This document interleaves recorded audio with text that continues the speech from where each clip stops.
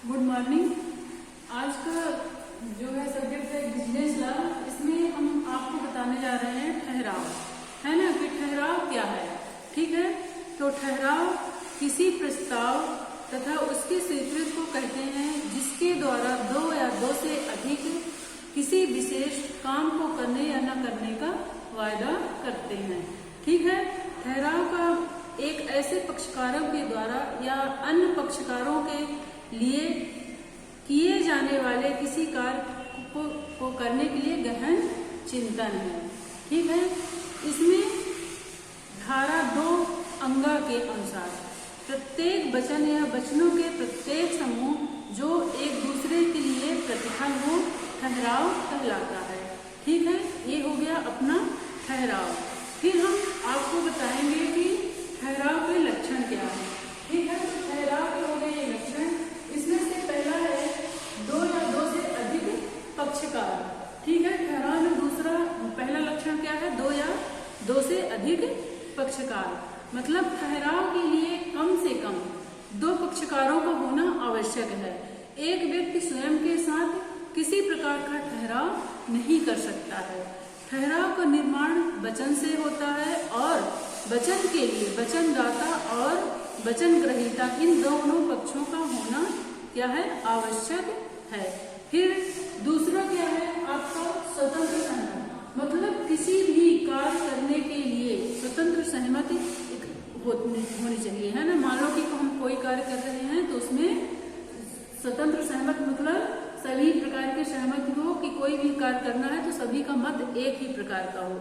जैसे मान लो दो पक्षकार हैं तो एक ही भाव में सहमत होना आवश्यक है, अन्यथा उनके बीच कोई ठहराव नहीं होगा। अगर सहमत नहीं होगी तो कोई ठहराव नहीं होगा। पक्षकारों में मानसिक एकात्मकता तथा मत का होना बहुत आवश्यक है।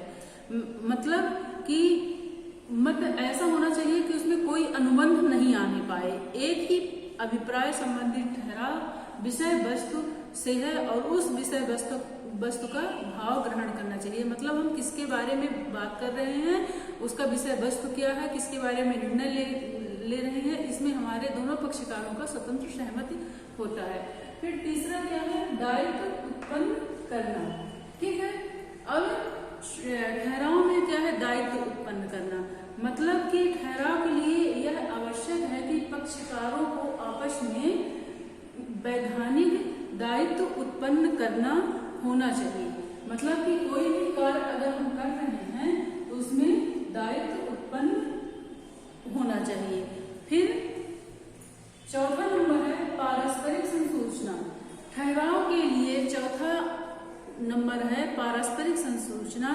मतलब कि किसी प्रस्ताव के प्रति मानसिक स्वीकृति ठहराव की रचना नहीं कर सकती है। ठीक है, इसलिए यह आवश्यक है कि पक्षकार अपना सामान्य आशय एक दूसरे को संसूचित करे या मतलब एक दूसरे को सूचना पहुंचाए। फिर पांचवा नंबर है परिणाम। अब ठहराव के आवश्यक लक्षण में पांचवा नंबर क्या हो गया, परिणाम। परिणाम में ठहराव के फलस्वरूप केवल संबंधित पक्षकार ही आपस में प्रभावित होने चाहिए या अन्य कोई पक्षकार उसमें नहीं होना चाहिए। मान लो कि कोई हम कार्य कर रहे हैं ठहराव में, तो हमारा परिणाम क्या है, उसमें क्या है कि शब्द और अनुबंध दोनों एक ही होना चाहिए, उसका परिणाम एक ही निकलना चाहिए। इसलिए ठहराव के फलस्वरूप केवल संबंधित पक्षकार ही आपस में प्रभावित होने चाहिए, अन्य कोई पक्षकार उसमें उपस्थित नहीं होता है। ठीक है, ये हो गया हमारे क्या ठहराव के लक्षण। अब आगे है कि इसको हम दो भागों में बांटते हैं। ठहराव को कितने भागों में बांटते हैं, हम दो भागों में बांटते हैं। पहला क्या है, सब अनुबंध ठहराव होते हैं, है ना। इसमें से पहला क्या है, सब अनुबंध ठहराव होते हैं।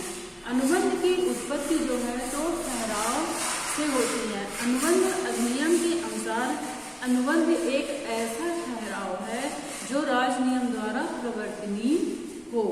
ठीक है, इसका तात्पर्य है कि अनुबंध एक ठहराव है तथा ऐसा ठहराव जो राजनियम द्वारा प्रवर्तनीय हो। मतलब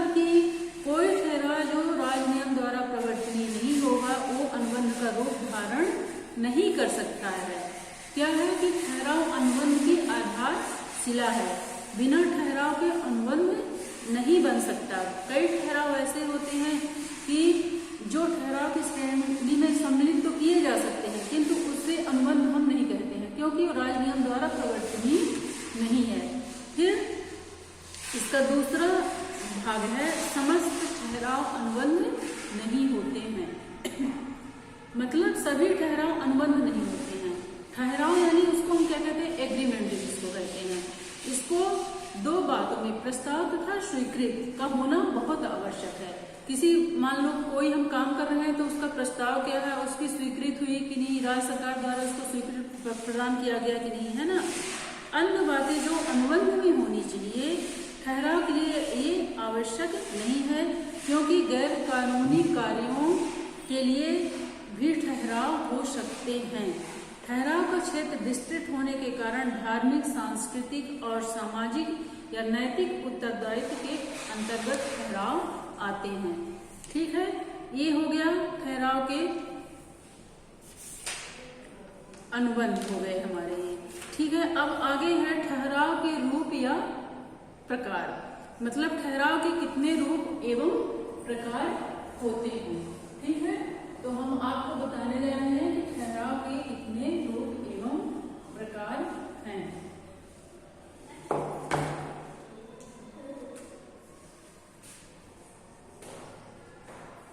ठहराव के प्रकार, इसमें से पहला नंबर है एक पक्षी ठहराव। एक पक्षी ठहराव। अब एक पक्षी ठहराव क्या है कि जब किसी ठहराव में एक पक्षकार और एक वचन के प्रतिफल का पालन हो जाता है तो दूसरे पक्षकार जो है तो अपने वचन का वो पालन करता है। ठीक है, जैसे मान लो कि एक व्यक्ति है ना, जैसे मान लो बा को 40 रुपए बोरी एक महीने में चीनी उधार बेचता है और चीनी की सुपुर्दगी का ठहराव करते समय वो कर देता है। ऐसी परिस्थिति में माल को सुपुर्दगी करके अपने वचन का निष्पादन करता है। अब केवल बा को ही अपने वचन का निष्पादन करना शेष रह जाता है, क्योंकि वो अपने वचन का क्या कर दिया, निष्पादन कर दिया। तो केवल बा को ही अपने वचन का निष्पादन करना शेष रह रहा है। एक क्या है, एक पक्षी ठहराव, मतलब एक पक्ष में एक कार्य हो रहा है। दूसरा है दो पक्षी ठहराव। दो पक्षी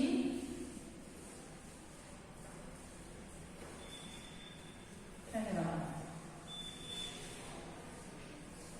ठीक है, दो पक्षी ठहराव में आता है कि दो पक्षी ठहराव दोनों पक्षकारों में अपने अपने वचन का पालन करना शेष रह जाता है। जैसे प्रत्येक पक्षकार का वचन दूसरे पक्षकार के वचन का प्रतिफल होता है। ऐसे में उदाहरण के लिए जैसे जो है तो 40 बोरी चीनी बा को बेचने का ठहराव करता है या वचन देता है। ठहराव के अनुसार चीनी को सुपुर्दगी मतलब बा को 1 महीने के बाद करेगा और बा सुपुर्दगी के समय चीनी का मूल्य चुकाएगा। ऐसे दशा में दोनों पक्षकार का वचन का निष्पादन करना है और प्रत्येक पक्षकार का वचन दूसरे पक्षकार के वचन का क्या है, प्रतिफल है। यहाँ पर ठहराव आधार यानी वचनों का एक समूह है। मतलब जैसे एक व्यक्ति दूसरे व्यक्ति को 40 बोरी चीनी दे दिया, ठीक है, लेकिन वो बाद जो दूसरा व्यक्ति है वो कहता है कि हम 1 महीने में आपको ये 40 बोरी चीनी लौटा देंगे।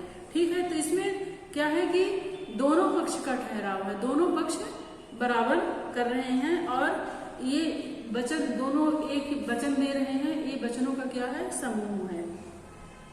ये तो हो गया उत्तरदायित्व के आधार पर। ठीक है, अब है रचना के आधार पर ठहराव के प्रकार। रचना के आधार पर ठहराव में है अभिव्यक्ति ठहराव। पहला क्या है, अभिव्यक्ति ठहराव। ठहराव करने के उद्देश्य से जब इच्छा मौखिक या लिखित रूप में दोनों स्पष्ट शब्दों में वचनदाता या वचन ग्रहीता स्पष्ट वचन ग्रहीता द्वारा प्रकट किया जाता है उसे हम अभिव्यक्ति ठहराव कहते हैं। ठीक है, जैसे मान लो अपनी घड़ी को दूसरे व्यक्ति को 100 रुपए में बेचने के लिए प्रस्ताव करता है और दूसरा व्यक्ति जो है तो इस प्रस्ताव को शब्दों द्वारा लिखित या मौखिक रूप में स्वीकार करता है, इसे हम अभिव्यक्ति ठहराव कहते हैं। ठीक है, ये हो गया रचना के आधार पर अभिव्यक्ति ठहराव। फिर दूसरा है गर्भित ठहराव। गर्भित ठहराव में जिसमें गर्भित ठहराव उस ठहराव को करते हैं जिसमें वचनदाता या वचन ग्रहीता कोई भी बात लिखकर अथवा बोलकर साफ साफ प्रकट नहीं करते, बल्कि ठहराव को बातें तथा पक्षकार के आचरण, उनके काम के ढंग, व्यापारिक रीति रिवाज, वर्तमान दशा देखकर ठहराव का होना समझा जाता है। इसे हम क्या कहते हैं? गर्भित ठहराव। फिर ये हो गया कि ठहराव के रूप अथवा प्रकार में उत्तरदायित्व के आधार पर हो गया एक पक्षी और दो पक्षी, रचना के आधार पर हो गया अभिव्यक्ति और गर्भित ठहराव। फिर प्रवर्तनीयता के आधार पर ठहराव। प्रवर्तनीयता के आधार पर ठहराव, उसमें पहला है व्यर्थ ठहराव। व्यर्थ ठहराव मतलब कि मान लो कि धारा 2(6) के अनुसार, इसमें धाराएं लागू होती हैं। धारा 2(6) के अनुसार यह ठहराव जो राज नियम द्वारा प्रवर्तनीय नहीं है वो व्यर्थ ठहराव कहलाती हैं। मतलब कि कोई भी जो नियम होता है राज्य सरकार द्वारा प्रवर्तनीय की जाती है, तो अगर इसमें राज नियम द्वारा कोई ठहराव मतलब प्रवर्तनीय नहीं है तो इसे हम व्यर्थ ठहराव कहेंगे। इसमें कोई भी पक्षकार राज नियम द्वारा प्रवर्तनीय नहीं करा सकता, ऐसे ठहराव किसी न किसी वैधानिक एवं आवश्यक तत्व की कमी होती है। ठीक है, फिर दूसरा है व्यर्थनीय ठहराव।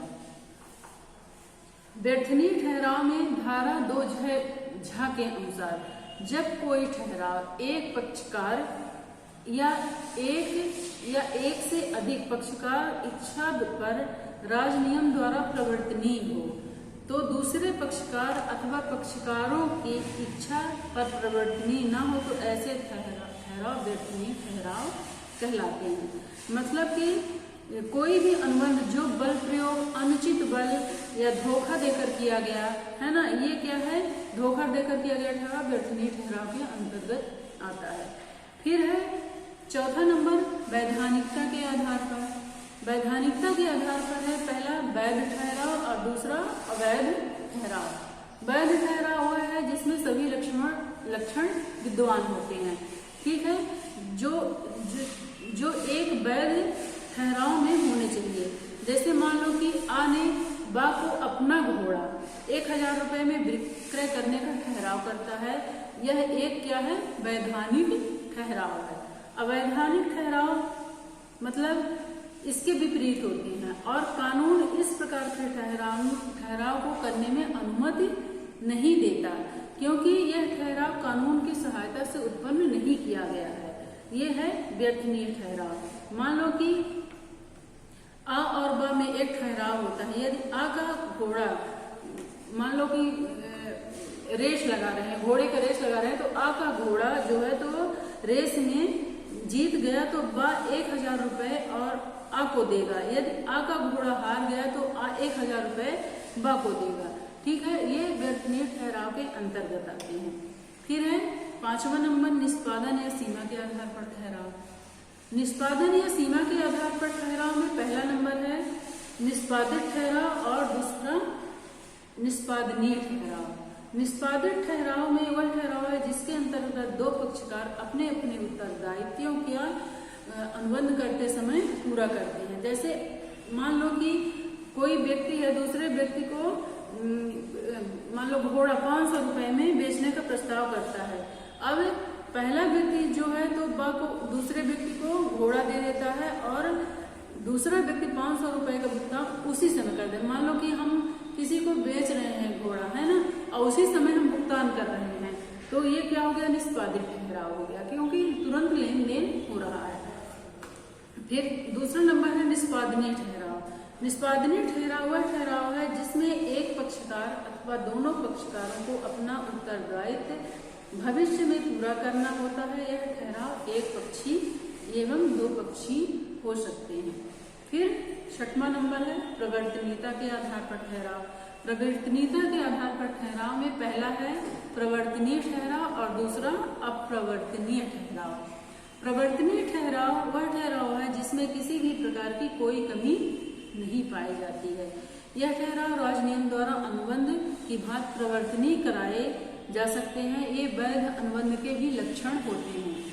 और अपरिवर्तनीय ठहराव वह ठहराव है जो अधिकारों एवं दायित्वों की पुष्टि करते हैं। ठीक है।